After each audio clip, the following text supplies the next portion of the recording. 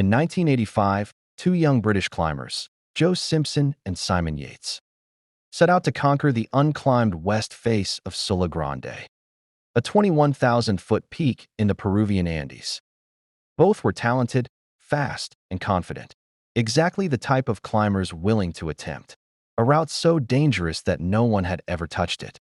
They climbed alpine style, meaning no fixed ropes, no camps, no backup. One push up, one push down. If anything went wrong, there was no rescue, no help, only the mountain. To everyone's surprise, the ascent went well, difficult, exhausting, and technical, but successful. After days of climbing through storms and walls of ice, they reached the summit. Joe later said he felt invincible. But on the way down, everything changed. Only a few hundred feet from safety on the descents, Joe slipped while walking down an ice slope. His leg snapped. The tibia drove straight through the knee joint. A catastrophic injury. High on a frozen mountain. No helicopter. No rescue team. No hope.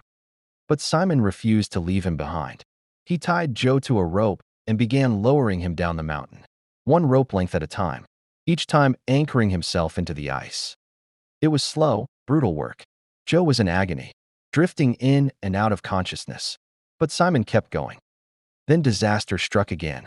As Simon lowered Joe through a whiteout storm, Joe slid unknowingly over a sheer cliff and was left hanging. Simon, unable to see or hear anything, felt only the sudden, violent pull of the rope. He planted his axe, bracing with everything he had, while the storm buried them. Minutes passed, then nearly an hour.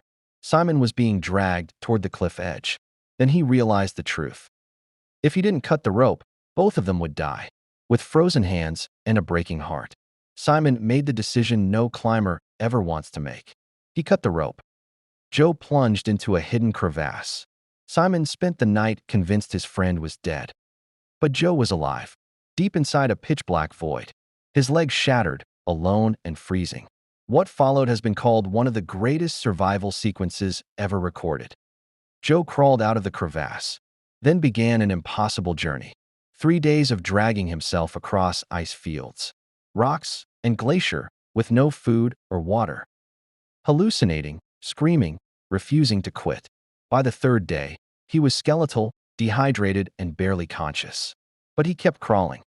In the middle of the night, Simon, who had already packed to leave, heard something faint. Simon. Barely a whisper.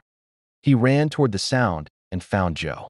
Sunken eyes, frost-bitten lips, skin torn, leg destroyed, lying out